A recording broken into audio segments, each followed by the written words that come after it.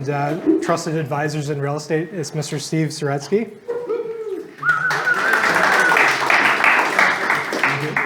And just to add a few housekeeping rules before we get started. We'll go through it really quick. So for the agenda for today, we'll do quick office news. We'll go through an introduction for Steve, market talk with Steve, and then I'll do across the managing broker's desk with myself. Across the managing broker's desk is kind of like the weekly managing brokers section, but I figured since I've trapped you all here in one space, now I can take you through it. All the boring stuff. I love it. Boring but necessary. So I just wanted to recognize our friends and colleagues that put on our display for Nowruz. So I believe it's Nowruz Piruz, which is Happy New Year. So it's our Iranian colleagues, Iranian and Persian, correct? Yep. So I just wanted to say thank you, and that's the lovely display that they put on for us. And as always, we love all cultures. That's what makes Oakwin is come as you are, and please let us know more about you so we can celebrate with you. In terms of office closures, we do have an office closure on Friday and Monday, so if you have any sort of completions coming up, make sure you're aware of that and you chat with the conveyancers and our office to see if we can support you with those. Make sure you get a chance to sign in because we're going to try applying for PDP credits for this talk. So please, once you get here, please do sign in. And in terms of participation, Steve and I don't really feel like we should be doing a lecture because lectures get boring. So please, if you have any questions about any of the topics we talk about, feel free to throw your hands up so we can have a discussion about it. So without further ado, I just wanted to introduce Steve. So Steve is a recipient of the O Award. He's one of our top producing agents in Oakwin. He's also a trusted colleague and friend. He's someone who, whenever he keeps his door open, I always pop in and I get a chance to just chat with him, but he also gets a chance to chat with all of our agents here. So if you do see Steve, feel free to bug him, ask him questions. In terms of media and social media presence, Steve has a major social media presence, not even just on social media, but in the media as well. For example, he's on the news always, but he's also a person that's super humble and down to earth and just fits in with the rest of us. So in terms of the three main topics that we're going to talk about today, we're going to talk about immigration. So we'll touch on the recently announced cap that was introduced. We'll talk about missing middle housing, MMH, so multiplexes, for example, it's been all over the news.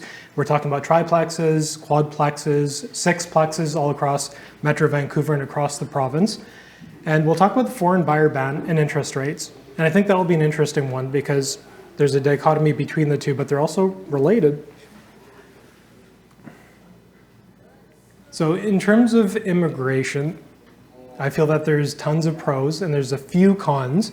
So we have cultural diversity, which brings a balance to the market. We have innovation and entrepreneurship, and then we have replacement rate. So just as an engagement piece, does anyone happen to know what I mean by replacement rate when it comes to immigration? We're not having enough babies. Yes, that's exactly it. Did everyone hear Mark by any chance? No. Okay, so the replacement rate is how many people are passing away versus how many people are being born. And the reason that's important is if we look at it from an economic perspective and we look at GDP, if we have less people, we're less productive in terms of the markets and the economy. When we're less productive, the wages are low. The interest rates are not as high.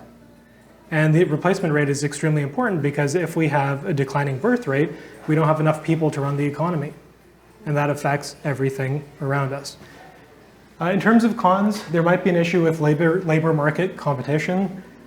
For example, you're competing against others that are coming in that are well-versed. They have a great education background.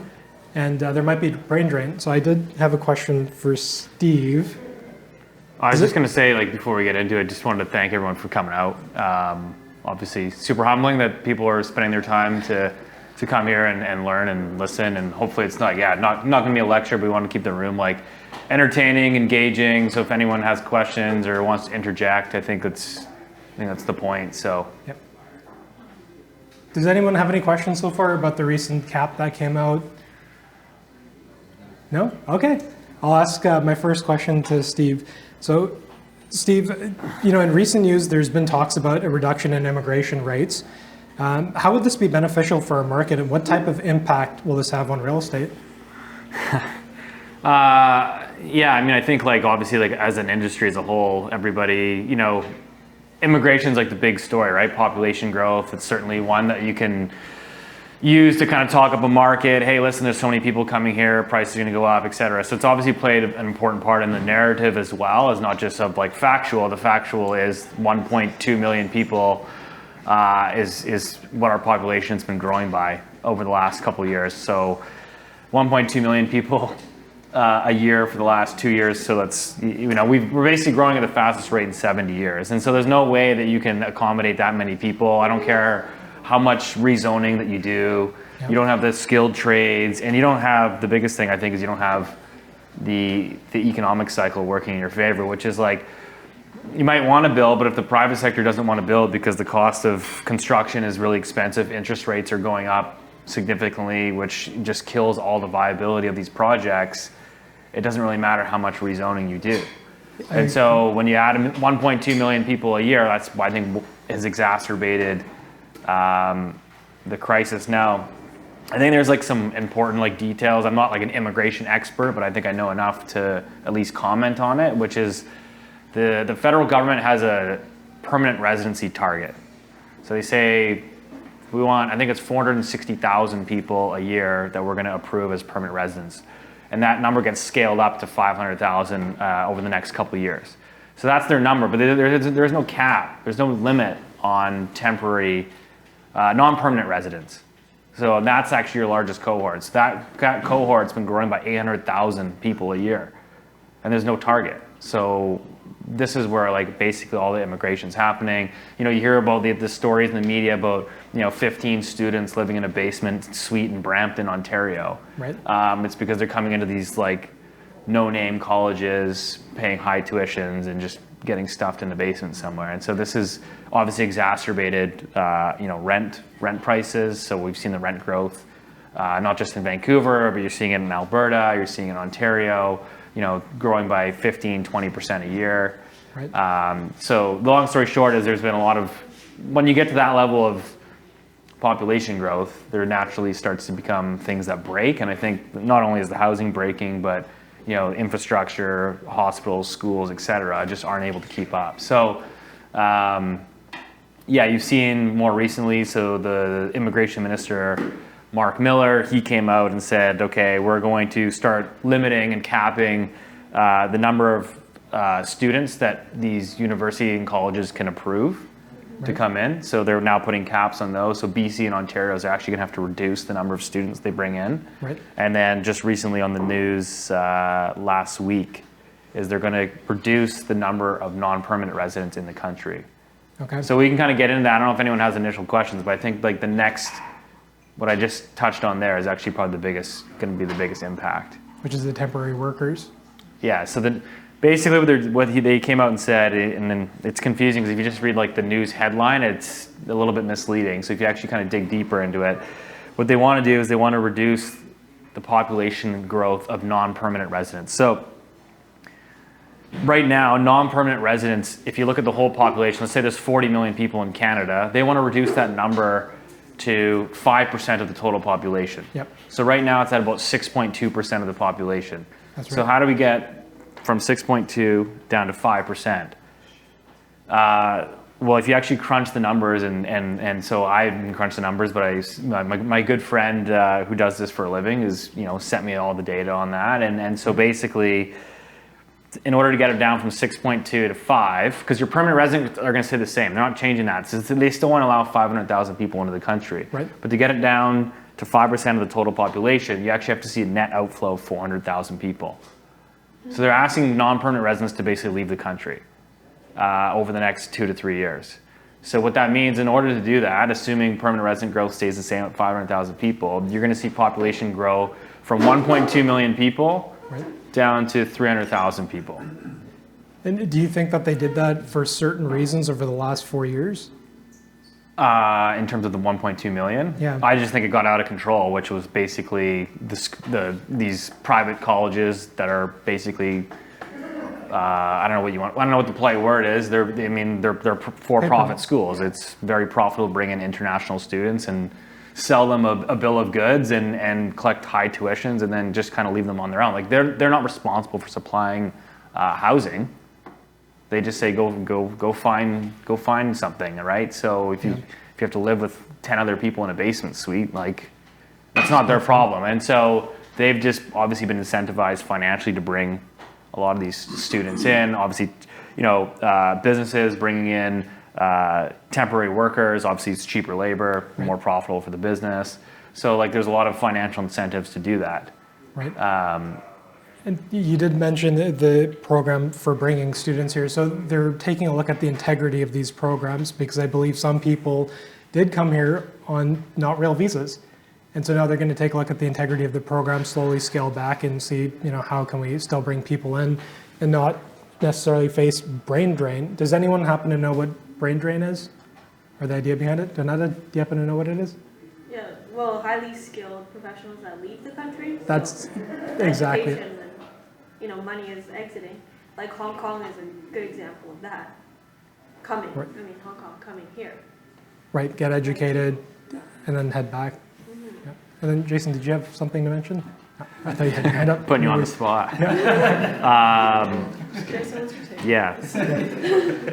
No, so I just think when you take it from 1.2 million down to 300,000 people, that's going to be like a pretty dramatic shock. Yeah. So there's pros and cons to this, which is like, it's a con if you're like one of these private institutions.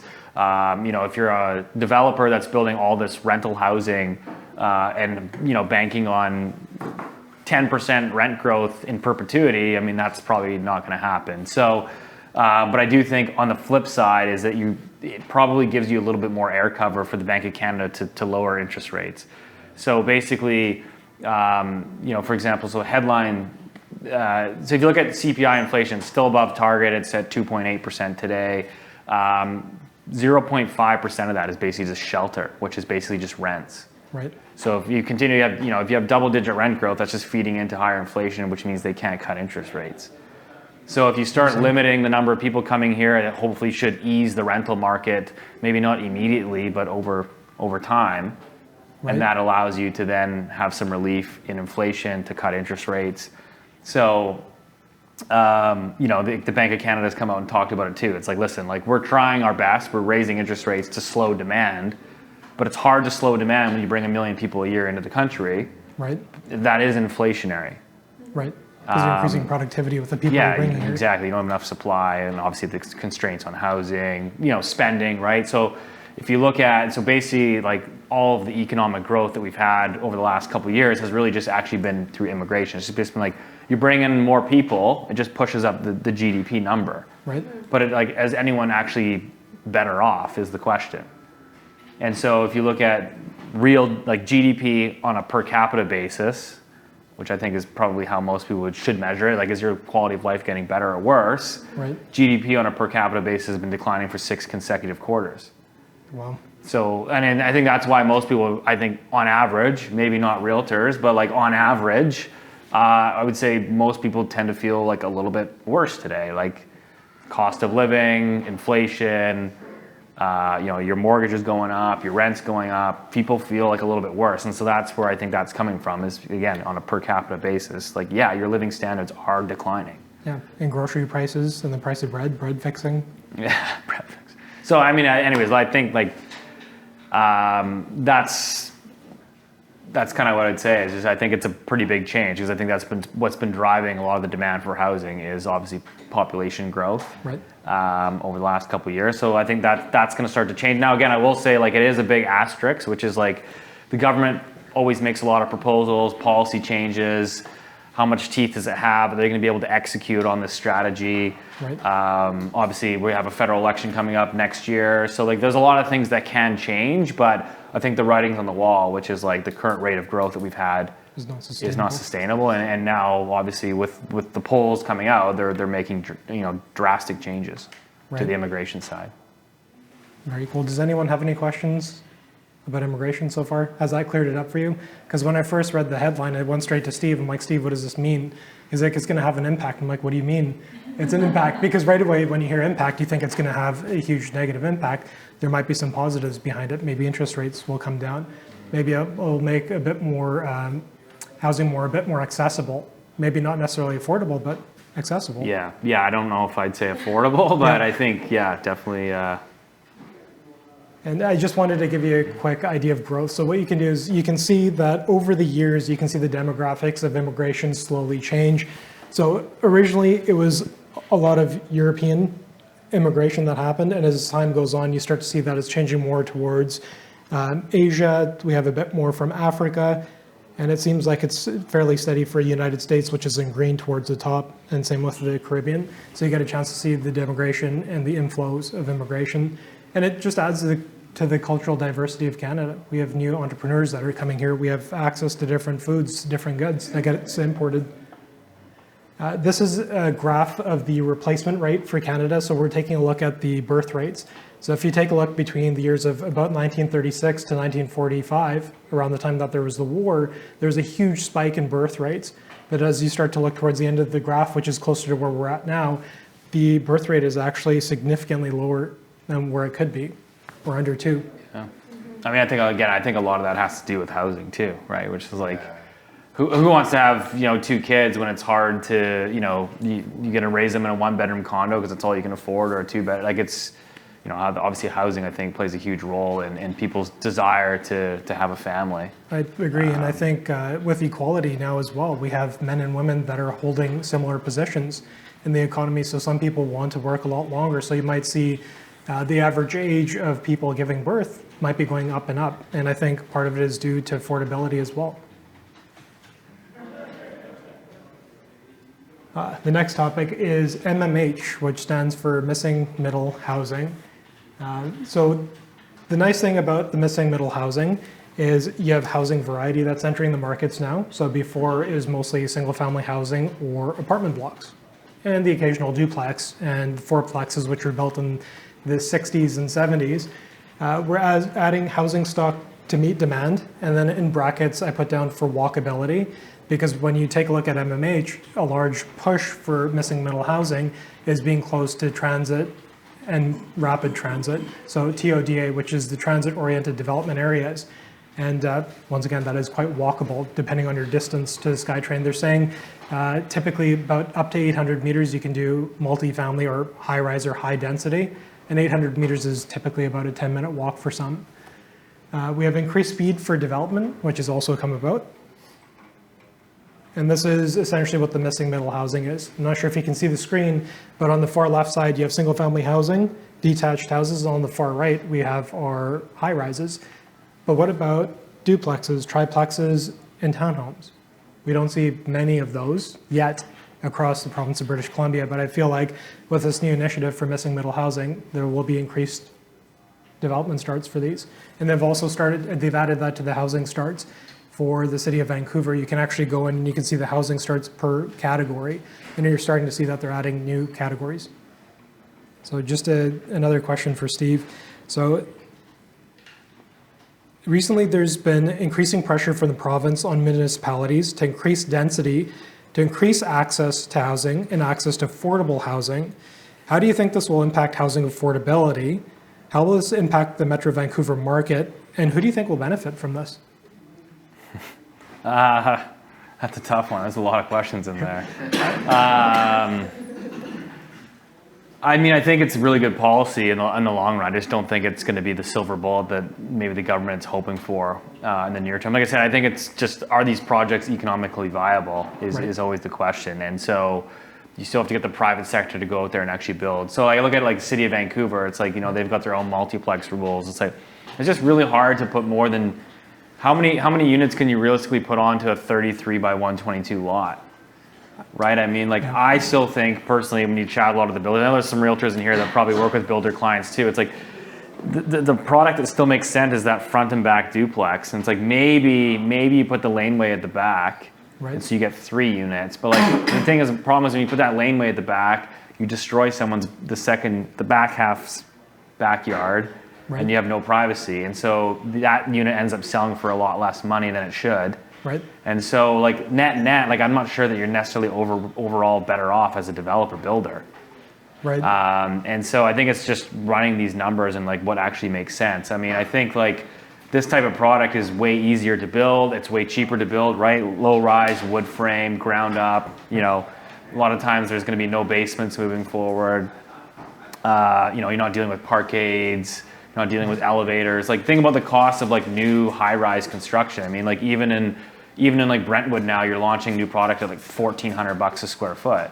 Right. And like that's just it's not going to be affordable because it's just that's what the cost of construction is, right? When you have to build up and you have to build a lot of high-rise concrete, it's expensive. So I think you can do low-rise, you know, duplexes, wood frame, which is way cheaper, way quicker to build. Right. So I think long run, I think it's the families going to benefit, right? It's hard to raise a family. There's a reason why people. I mean, all the realtors in the room know, obviously, but like, you don't see a lot of families, I think, really desiring like 3-bedroom condos, like in a high-rise building, because they're really expensive. Because if you start running like, you know, so you want 1,000 square feet, like what's the strata fee going to be on that? You know, and then like if you're at $1,400 a foot, it's expensive.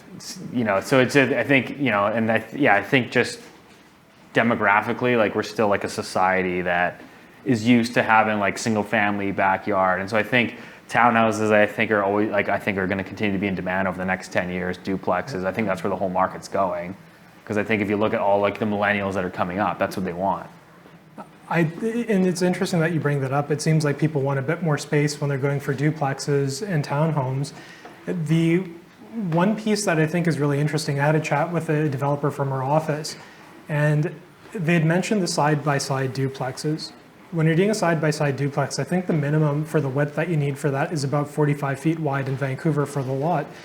I mean, I haven't seen too many of those side-by-side duplexes, and I feel like as time goes on, and maybe you can add to this as well. Yeah, you and I were chatting about this, Yeah, I feel like as time goes on, we're going to see those side-by-side duplexes being less and less, because now you have that same property, you know, maybe 4,500 to 6,000 square foot lot. Now you can do a sixplex there. So maybe there will be less and less side-by-side duplexes. We'll probably see the front and back, maybe with a laneway house to add more density. I think it's just figuring out what does the market want, right? Like, just because you can put 6 units on doesn't mean like you're going to be able to like sell the 6 units effectively, depending on the layout. So I think the multiplex is going to do really well in these like more suburban communities. Like we talked about Burnaby, which is like, it's very common in Burnaby to have a 50-foot or a 60-foot wide lot where you can chop. You know, you can, on a 60-footer, you can probably just do 3 in a row, right. 1, 2, 3, and everybody gets their own backyard, front and back sort of style. Whereas, like again, the city of Vancouver, on a 33, you're stuck. At least on a 50-footer, you can chop it up the middle. Yeah. Or if you do 3, that's about 17 feet wide for each of the units. Like, which is huge. Yeah. I mean, I don't know. I do stuff in Calgary myself, and like they've had this for years now, and it's like an incredibly popular product type. Is like inner city. Calgary has a lot of, it's pretty standard to have a 50-foot, so usually 50 by 120 lot. Right. And so they most commonly do is they just chop them up the middle. So it's a side-by-side duplex. They call them infills. Right. And like that's what people actually generally prefer in that neighborhood. And I think we're going to move a lot to that product type. Do you find that with multiplexes, we're going to have to give a certain percentage back to the market as a rental, and that could also be, I guess, a negative or a caveat for people for moving forward? I don't know. I just think like even on rentals, I think the numbers are like pretty tough to pencil. Yeah. Like maybe if you're going through, maybe if you're doing 5 units, then you can go through CMHC financing. Right. You know, you can finance up to 95% of the total cost to build and for the land. So like that's where and you can take on a 50-year amortization.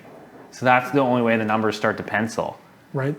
But if you're going to go do 4 units, that means you're going through traditional rental financing at a big bank, and it's just going to be tough to make the numbers work. The way that you make the numbers work is you can push out your mortgage payments over 50 years. Right. Just a question for the room: has anyone done a sale for a duplex recently with a front and back duplex or side by side? Yeah, Paris. What was that experience like? What was the demographic of your clients?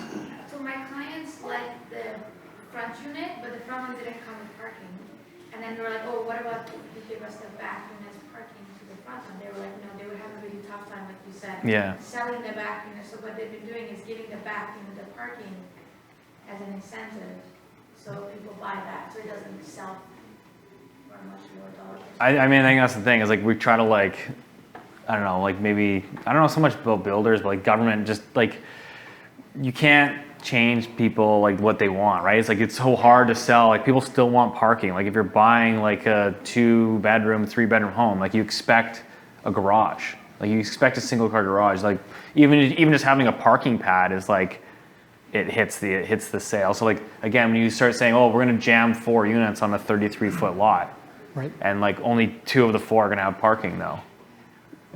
To me, it's just like, okay, sure, that sounds great, but like, let me know how they go when you try to sell them.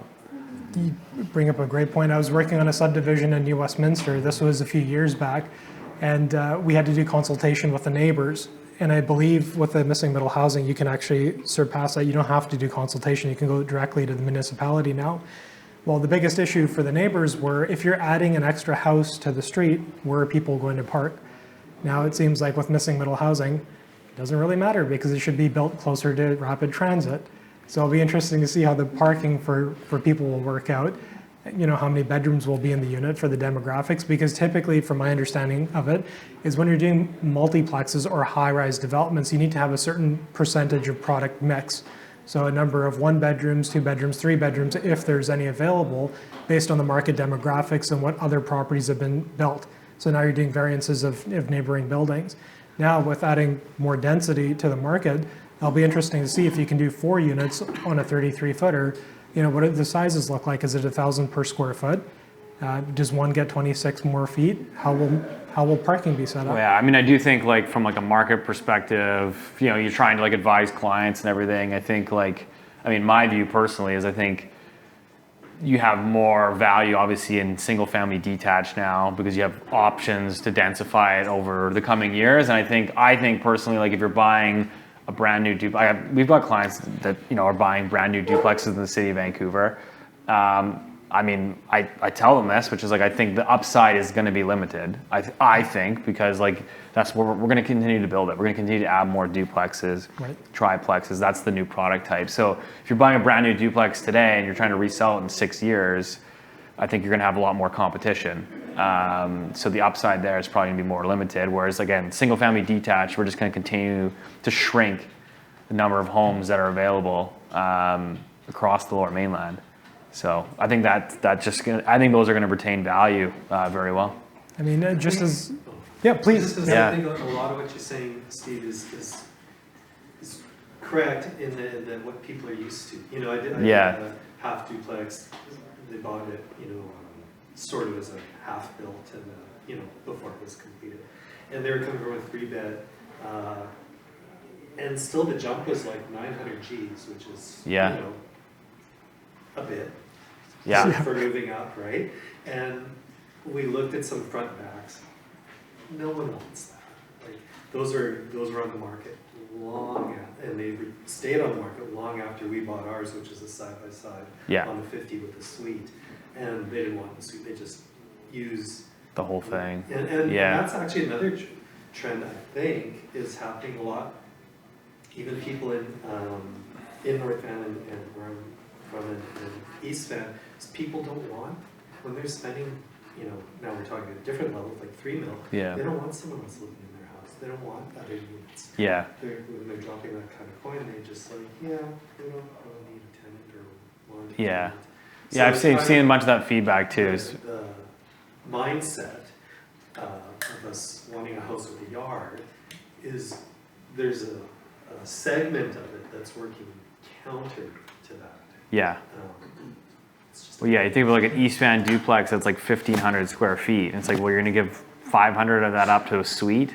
So now you're left with 1,000 square feet. Like you're not a whole lot better off. So I tend to find like once they have suites in them, they almost become a harder sell. It's interesting. I find that interesting as well because I've worked with clients, mine are a little bit different, where they want the suites, they want that rental income because that helps pay for their mortgage. I'd love to have clients that say, hey, we don't need a suite. I know, it works for Apple.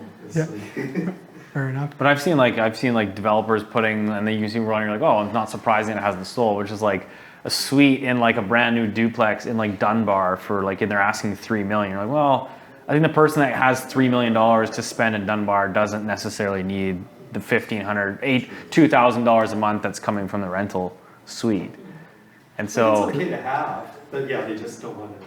yeah, I just think you end up kind of impacting your end sale. So obviously, as like our job is to hopefully sit down with builders while they're acquiring the land and say, okay, like, what's the game plan here, and kind of Make sure there's stairways. yeah, especially if you're trying to resell it, it's yeah. I feel like a lot of those mistakes, and now it's like again with all the new multiplex stuff. Right. To me, is trying to figure out like who's going to go first and kind of let them screw up all the plans first. Yeah. And then like I think we've kind of at least I feel like in East Van we've put, like I think most of the builders now have perfected like the front and back duplex, where they've been able to like design them where for the most part they're pretty good. I think the early ones were like really chopped up and Yeah, they definitely were. But I'll concede on talking too much about the build qualities on those ones. Myself personally, I love the single family lots. I find that, as Steve mentioned, there's a lot more that you can do with it. There's more potential with it. And it's interesting because there are demographics that just want turnkey. They don't want to deal with renovations. They don't want to deal with older homes. They have the money. They want to just move forward and move in, use it as needed because it fits their needs. So it's interesting because when you first start real estate, or at least when I did, I had too many opinions on how someone should invest their money. And I learned shortly after that it doesn't matter about my opinion. I'm there just to provide a service and help somebody find exactly what they're looking for and then invest how I'd like to invest. Is anyone else working with a duplex purchaser? Actually, I'm thinking about the macro aspects. We need more infrastructure as well. Right. If we add more people to the area, let's say, for example, West Vancouver, Right, how we can make it double for the population? right, Because we need more schools, more transport there, and the city is responsible for that. right. We don't want it. You bring up an excellent point because I think Steve and I chatted on this as well. I didn't necessarily chat on access to resources such as schools and hospitals and amenities. I talked about resources such as the sewer systems. And what happens is, let's just say you go into an older neighborhood and you have homes that are built in the 1920s, 1930s, or even 1900s per se. They only have certain feeds into the actual sewer system. So now you have to upgrade the infrastructure as well. So I think there will be pushback from some neighborhoods where, sure, you can build this here, but upgrade our infrastructure because we can't support that here. Well, Soyuz is redoing a lot of their their water infrastructure, and property taxes went up 40%. I saw that, yeah. 40. Does that mean that they're also going to build more schools as well, or is it just? It's just to pay the sewer guys. What was the North Van one that it just went over budget from like 700 million to 3 billion or something? Oh, really? Oh, Yeah, the water the treatment. treatment center. And I think Richmond's is coming up, and that's supposed to be like 10 billion. So that's just going to get reflected back in property taxes. That's exactly it. Yeah. And even in the taxes that it costs to build. I mean, some people are paying what? I think they said it went up by 38,000 per unit for build. Yeah, but I mean that's why you also get like just, I think like affordability is kind of just, Shot right now. well, I mean lip service. There you go. It's not going to get fixed. I don't think in the next 10 years. Yeah. It might get marginally better around the fringes, but I'm struggling to see. I mean, that's the thing is like, I always laugh when CMHC puts out those forecasts and they say, we need to build 5 million homes by, I think it's like 2030 or something, Right. 2033. Anyways, it's like in the next 10 years, basically need to build 5 million homes. And so you run the math on that, and you're like, well, we've never completed more than 250,000 homes in a single year across the entire country. So how are you gonna get first of all, how are you gonna get all the trades?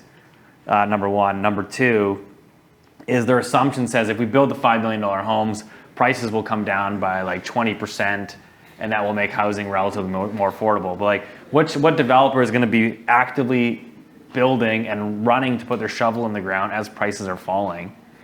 And as the outlook says, hey, prices are down 5, looks like they're going to go down another 5, I should really start a new project.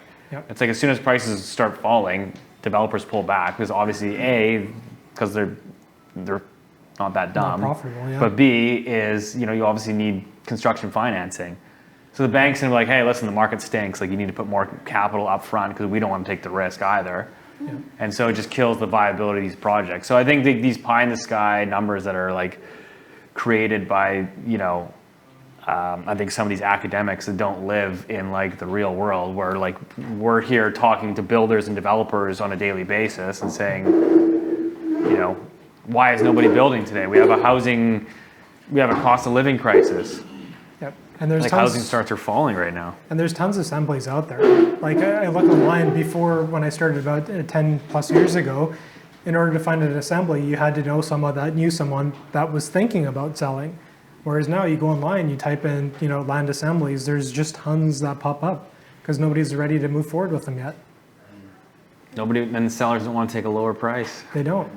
I mean, sure, you might get $500,000 profit on your single family home sale. Where are you going to go? And developer is going to be like, great, I just paid them $500,000 on top of, you know, what it should be worth. Well, Who's yeah. going to buy it now? Because now I just increased my purchase. And now I have to spend more on taxes, and I have to sell at market rate that should be going down. I mean, I think coming back to like all this stuff too is like, just because you can build missing middle doesn't mean like you should, which is like, I think still highest and best use for a lot of like the west side is luxury single family detached, right? Like,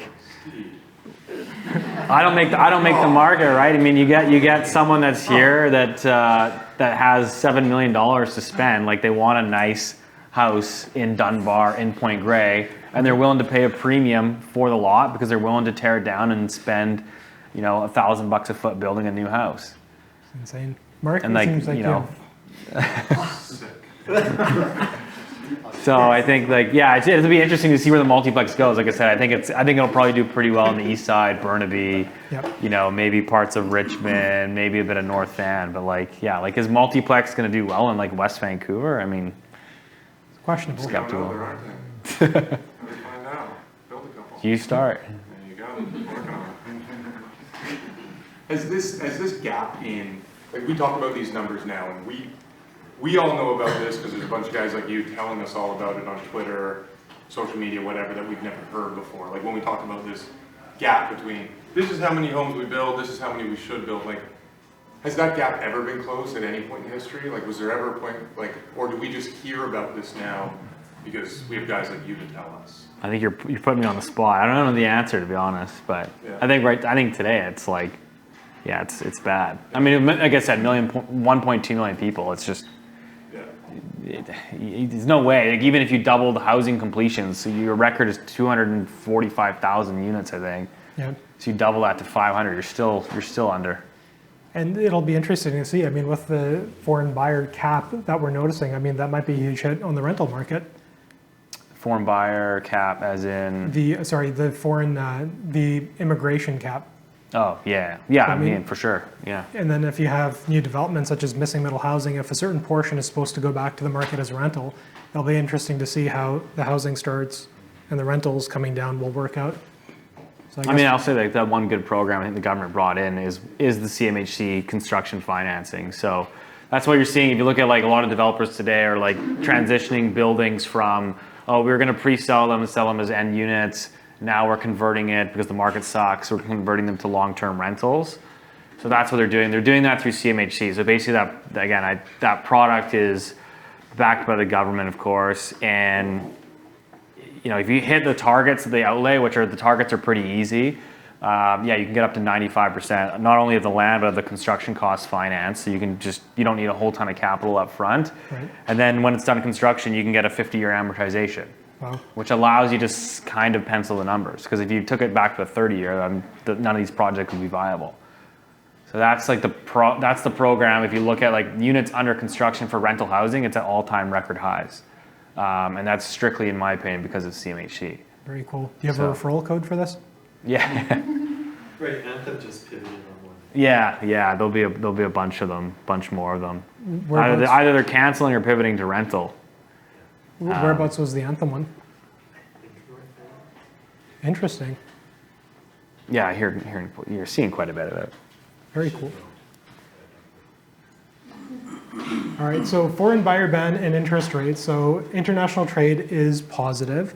So I mean, there's an argument that came out that when there was the Great Depression right around the war, most of the countries shut off their international trade. And the argument is if international trade would have continued during that time, the Great Depression would have actually lasted half that time. So when we look at international trade, there's trades of goods and services that go across borders.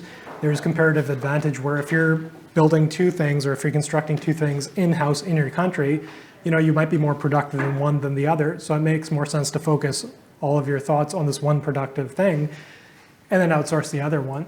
So when we take a look at foreign buyer ban and we have money coming into Canada, purchasing these properties, adding to the value of properties in some cases, why is there a ban? And then what has more important impact, interest rates or the foreign buyer ban on our current market? 149 West 3rd in North Van. There you go. Oh, the pivot, Yep. pivot property, sorry. West Third. West 3rd? Okay. Yeah, next door to a Strata. No. About 3 years ago.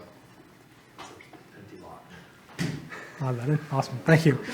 I do have another canned question for Steve, so I'll ask it.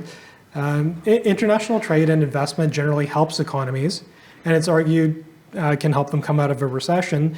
If I were to touch on the subject of the foreign buyer ban and interest rates, what, in your opinion, is having a bigger impact on the Metro Vancouver market, the foreign buyer ban or interest rates? And how do you see this changing once the ban is lifted? I think I don't know if there's a clean answer here. I think interest rates are having more of an impact on end user product. Obviously, if you're a local that needs to borrow 80% loan to value and you go from 2% to 5%, that's going to impact your ability to get into housing. I think like the foreign buyer ban is clearly impacting like high-end luxury condos. That market's been dead for the last 5 years. Right. You look at all these pre-sales in downtown Vancouver. Like, I don't know if any of them have successfully got off the ground since like the last big one was probably Butterfly. Yep. And that was like the tippy top peak of the market. But since then, there's been a whole bunch of failed projects. Curve is, to my understanding, was the last one, and I don't think that's getting off the ground. Wow. So I think then that's a market I think that would typically rely more so on the foreign money coming in. So interesting. Does anyone have any thoughts? Do you think like the developers like Anthem and stuff that have those lots are gonna have to reimagine what they're selling? I feel like they have so much capital too that they can just sit on them for like long periods of time, but it's hard to say because like I don't know, like as a developer, it's like I don't see how anyone can like launch new high rises in downtown for less than like $1,800 a foot at the minimum, which is like, and then like is the local market deep enough to support that? Like how long is it going to take? Because I think what happens is I think resale prices have to push higher to sort of close that gap where the pre-sales start to make sense. Could they not have pivoted though, instead of going more for ultra luxury, just make something a bit more affordable? So take that penthouse and make it into 4 units? To my understanding, it's pretty tough. Yeah. I think it's just the land, the cost of construction. Well, speaking of land and cost of construction, we do have Jason Hutchison. Jason, I have a question for you. I know you just walked in, but I know you know the Vancouver market very well when it comes to condos. That's how you've... Well, but you've built up your business on condos. There was one that you mentioned where the prices per square foot were astronomical, and it was at the Italia. So, you've noticed how that's affected their resale or their pre-sale for that development. What are your thoughts on that? Like, do you find it was the foreign buyers that would have purchased that property? What has gone on with that? That's what I think. What do you think, Steve? Oh, yeah, I think, yeah, for sure, yeah. Buyers, interest rates. I think just a lot of the foreign money. I think it's honestly not even so much the ban, but it's like you think about foreign buyers, it's like I think even at the peak, it was like 4% of the market in terms of transactions. I think it's actually more just like empty homes tax, speculation tax. It's like if you leave it empty for 6 months of the year, which let's be honest, a lot of them are. Right.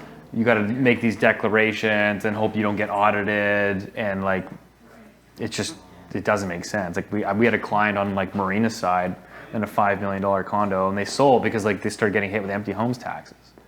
Wow. She's like, I've used this. I was a Canadian citizen, born and raised here. I moved to the States with my husband, and we use this as a pied-à-terre 2-3 months out of the year. We come here in the summer for 3 weeks, then we leave, then we come back. We give it to our friend for a week, but like we're not using it for 6 months of the year. Right. So now we're subject to empty homes tax, specie speculation tax. Right.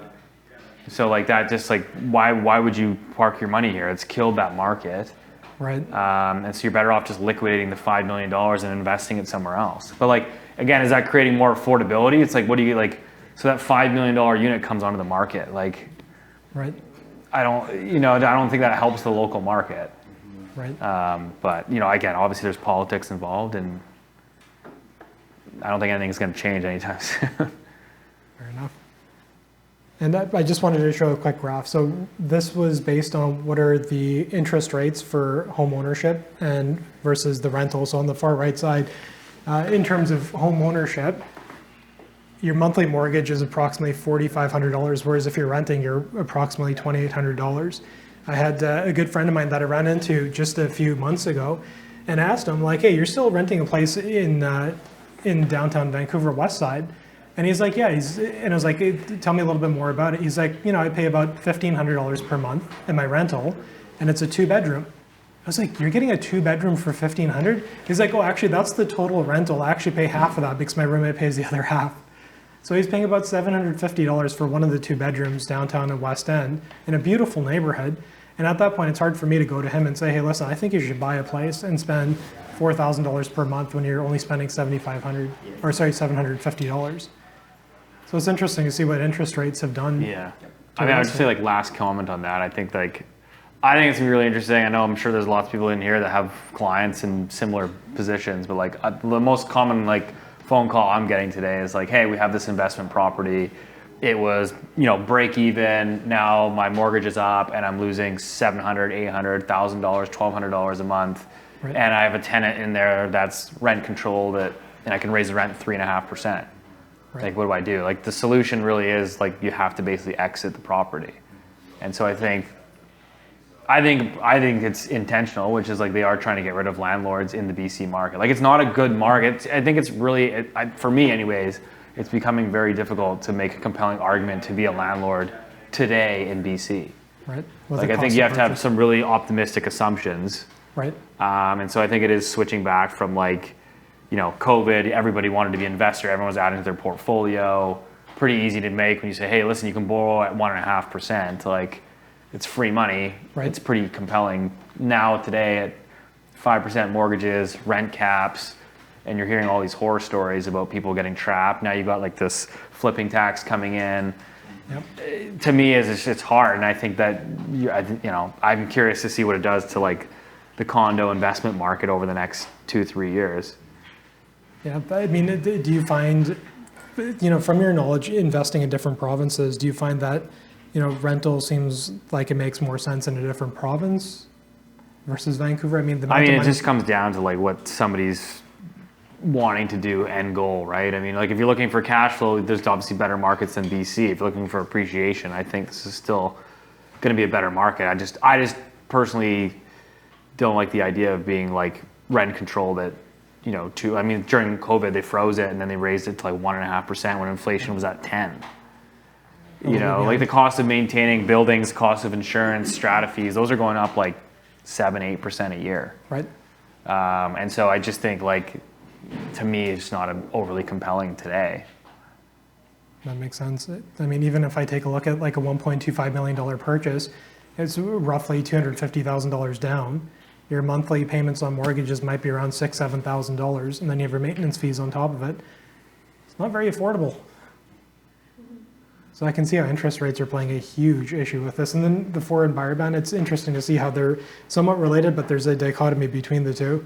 Yeah. Yeah, and then what are interest rates 2, 3, 4, 5 years from now? I have no idea, but you don't want to comment on that? It's hard to say. Yeah, we don't have a crystal ball. But I think everyone's like banking on lower rates, but yep. How much lower is lower? Is it, are we talking 1% or are we talking 3%? There's a big difference there. I have no idea, but I know that I was talking to a mortgage broker the other day, and he was mentioning that people are going more into fixed than they are variable. They don't want to take a chance. So it'll be interesting to see how the market plays out over the next 1.5 to 2 years. Yeah. But, do you want to open it up? Yeah, does anyone have any questions for Steve? I mean, we have someone that has tons of experience in real estate and economics. Oh, I don't know about that. But, Jenny, do you have any questions? Drum I know roll. I'm putting you on the spot. Yeah.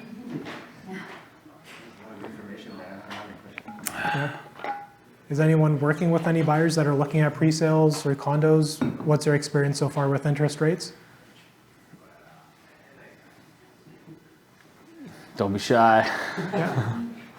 Well, I'm selling a development in West Coquitlam, called Britannica, and we're getting surprisingly a fair number of buyers that are on work, they have a work permit, and then they're applying for the PR, so that was a surprise. There's a lot of people, they're very educated, good jobs, good positions, and we're getting a lot of those types of buyers. Is that, I'm assuming it's like low-rise wood frame, right? Yeah, 6-story, Yeah. rise 6-story. Yeah. So I feel like I personally feel like that product's still going to be more or less fine. And then I also have one in Dunbar, Oh yeah. which is a whole other story. What kind of product is that? It's a low-rise concrete building. Oh It's yeah. luxury. Yeah. So Yeah. it's has 7 remaining, but it's been tough for sure. And a lot of that depends on the downsizers, which a lot of the homes are, like the last half of last year has just been the worst out of that whole time period to sell the building. Interesting. So it's just to find that little gold fleck. So Yeah. I know, I feel like it's like a tricky market to kind of navigate because it's like, oh, it is, for sure. it just depends on like what segment that you're kind of in. Whereas like I think we're used to use like when the market goes up, it's like everything goes up all at once and. Well, it's a tricky one. I mean, I think if we had more 3 bedrooms, it would be sold out. Yeah. We get a lot of requests for townhomes. People always want townhomes. But then there's a resale in that building because there's a couple townhomes. There's a 2-bedroom townhome, and that's just sitting there too. So it's just tricky. But there are a lot of buyers that come see us are also looking at the duplexes. Yeah. And the Yeah, ones that makes which sense. have gone up quite a bit now. There's a bit of a gap, which could be helpful. Interesting. But the condo resale, the luxury condo resale market downtown is still tough. Never mind It's the tough. resales, right? It's really tough. Since COVID, it just never came back. Everyone just left and Yeah. foreign buyer ban and. Yeah, I would agree. I feel like downtown's a tough sell. It is. I mean, unless if you are the waterfront, either whether it's Marina side, Coal Harbor, I think that much higher possibility. For sure. If you're more in the central downtown area. No, I agree. So, my 2 cents. No, it's It's an just interesting perspective. It's No, really cool to see the 2 different products and the 2 different markets. There's lots of activity. Yeah. In Coquitlam for sure. It's great. It's lots of fun. I just feel like those price points, right? It's like you get the end user that can squeeze into the market. You're at pretty much $1,050, $1,100 a square foot there. Yeah. Still like, no, I wouldn't say it's cheap, but it's much more attainable. Yeah, and this particular development, the suites are larger than what you find in the marketplace, so that the price point is higher, so it makes it, trickier on larger sizes, like 2 bedrooms Yeah. and such. 'Cause Well, it's if kinda you're like- price conscious, It's kind of like East Side, like wood frame, like condos are, pre-sell at like $11.50 a square foot or close to $1,200 a foot, which is like, I feel like those still sell quite well. Yeah. And then you go downtown, it's $2,000 a foot, and Yeah. you got to give away free Porsches and. They are doing pretty substantial decorating allowances now. Yeah, the decorating allowance. That's my favorite. Those ones are super How's hard it? to navigate though. Yeah. The decorating allowances. So just from the managing broker side of it, be careful, chat with your lenders before you take on those developers' allowances. Sometimes what might happen is that a lender might look at it as, hey, we're giving you $1 million as a down payment for lending you that, but you're getting $300,000 back. So what we're going to do is instead of giving you $1 million, we're only going to give you $700,000 because you're getting a $300,000 credit. So just be careful and have a chat with your lenders around those decorating allowances. Good. Be safe out there.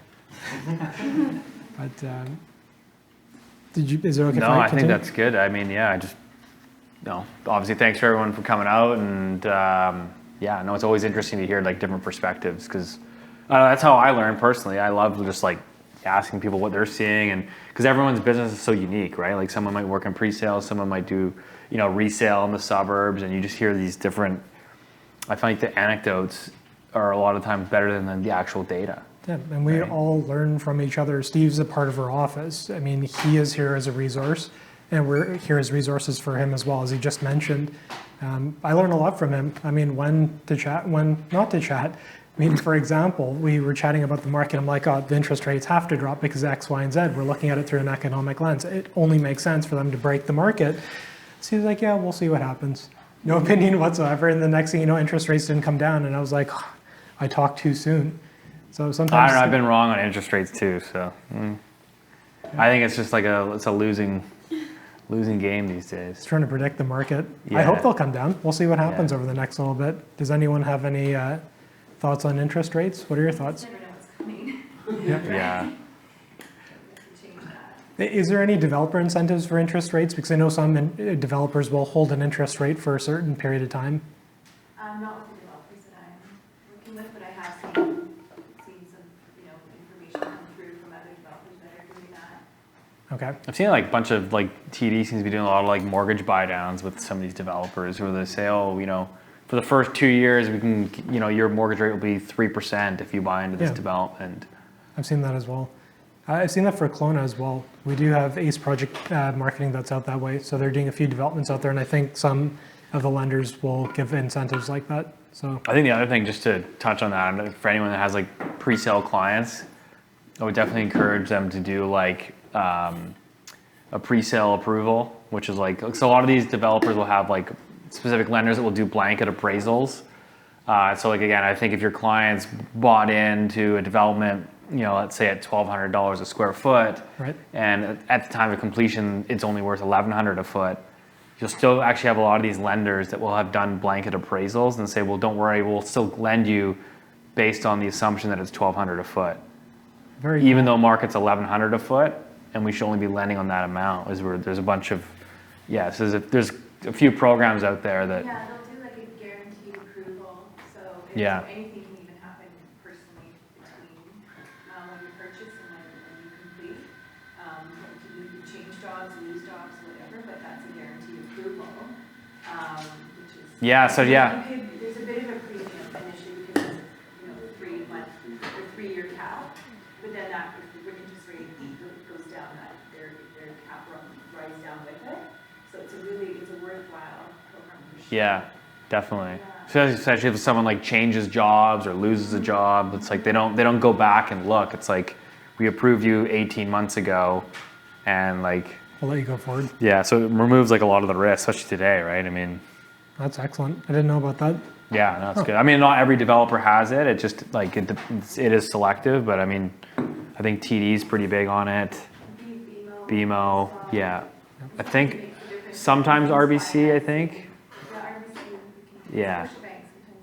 Yeah, so. Very cool. Well, I mean, that's the market talk with Steve. There's a managing broker section of it, so those who want to stick around for the managing broker side, there is some valuable information that I'll go over. It'll take maybe about 5-10 minutes or so, but I just want to say thank you to Steve for your time. I do appreciate it. Thank you.